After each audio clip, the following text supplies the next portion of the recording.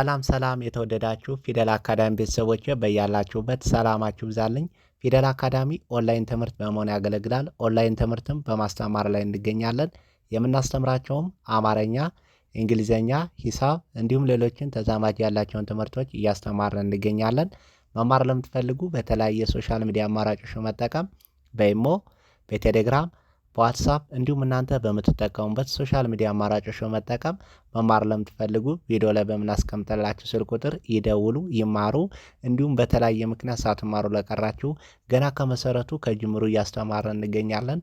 ፊደላትን ወይም ሆሄያትን ለይታችሁ አገጣጥማችሁ ለማንበብና ለመጻፍ ለተቸገራችሁ ገና ከመሰረቱ ከጅምሩ እያስተማርን እንገኛለን።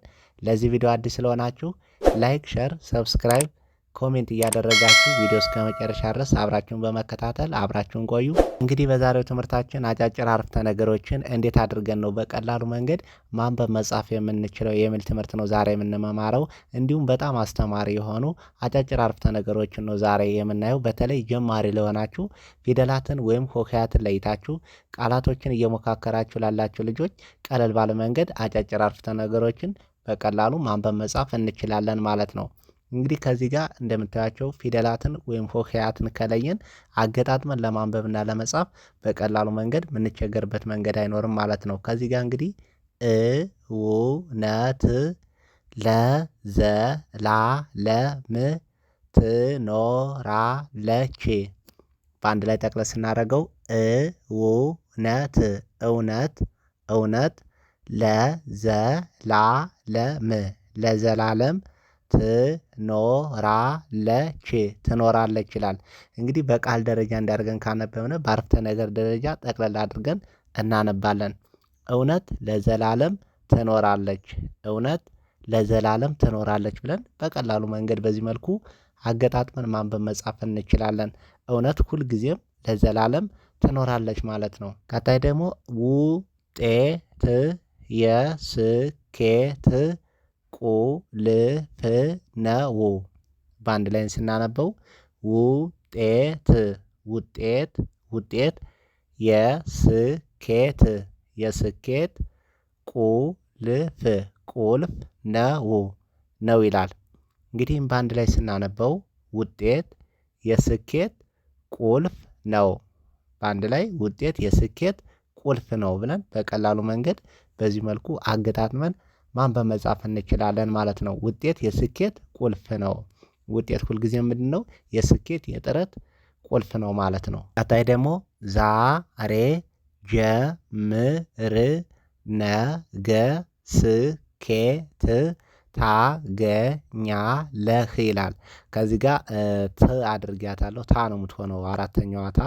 አራተኛዋ ታ ነው መሆን ያለባት። ታ ነው የምትሆን። ሶሪ ይቅርታ። ዛሬ ጀምር ነገ ስኬት ታገኛለህ። በአንድ ላይ ስናነበው ዛሬ ጀምር ነገ ስኬት ታገኛለህ፣ ዛሬ ጀምር ነገ ስኬት ታገኛለህ ብለን በቀላሉ መንገድ በዚህ መልኩ አገጣጥመን ማንበብ መጻፍ እንችላለን ማለት ነው። ቀጣይ ደግሞ ተስፋ የስኬት መጀመሪያ ነው። በአንድ ላይ ስናነበው ተስፋ የስኬት መጀመሪያ ነው ይላል። ነው በአንድ ላይ ተስፋ የስኬት መጀመሪያ ነው። ተስፋ የስኬት መጀመሪያ ነው ብለን በቀላሉ መንገድ በዚህ መልኩ አገጣጥመን ማንበብ መጻፍ እንችላለን ማለት ነው። ተስፋ የስኬት መጀመሪያ ነው። ቀጣይ ደግሞ እውቀት የህይወት ብርሃን ነው። በአንድ ላይ እውቀት የህይወት